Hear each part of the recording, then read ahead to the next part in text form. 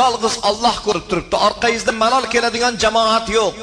O'zisiz, yolg'iz o'ziz ibodat qilasiz. Yig'lab turib Allohdan so'raladigan payt boshni sajdaga qo'yganda, rukuga qo'yganda, subhana robbiyal a'loni aytganingizdan keyin dilingizda nima niyatingiz bor, Xudodan nima so'raydigan iltijolaringiz bor, peshonangiz sajdaga tegib turgan paytda erinmasdan birma-bir duo qilib, mana shu namozlarda so'rashlik joiz bo'lar ekan. Hazrati Anas bin Malik marhamat qiladilarki, men janob Rasulullohdan eshitdim. Payg'ambarimiz marhamat qildilar. Meni masjidimda o'qilgan namozni savobi 10 mingta namozni savobiga teng. Ya'ni Masjidul Haromda o'qilgan, Makkada o'qilgan masjidning savobi 100 mingta namozni savobiga teng.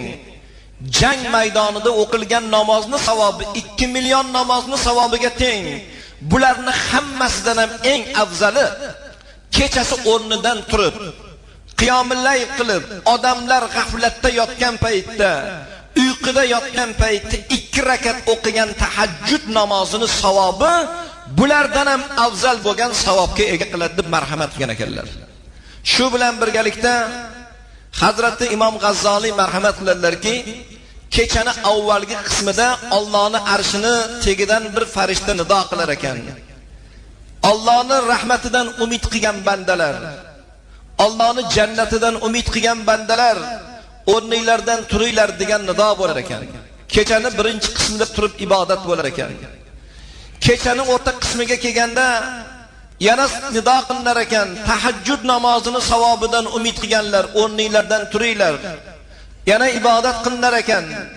Shu bilan birgalikda oxirida istig'for etadiganlar o'rninglardan turinglar. Istig'for etadiganlar o'rnlardan turib ibodat qilar ekanlar. Tong otgandan keyin farishta nido qilar ekan. O'liklarning hukmida bo'lgan g'ofillar o'rninglardan turinglar. O'liklar qabridan qandoq tursa, quyosh chiqib ketgandan keyin ko'rpasdan turadigan odam xuddi o'liklar qatori qabrdan turgan bilan barobar degan ekanlar.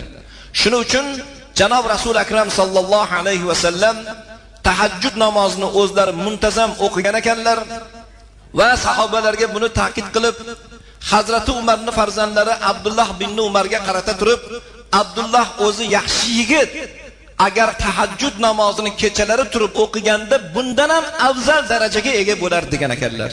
Mana shu gapni o'zi muhtaram birodarlar, siz u bizga kerakli bo'lgan gaplardan bittasiki, kechasi turib odamlar g'aflatda yotgan paytda tahajjud namozini ado etish juda ham ulug' bir savob darajasi afzal bo'lgan ibodatlardan bitta ekan.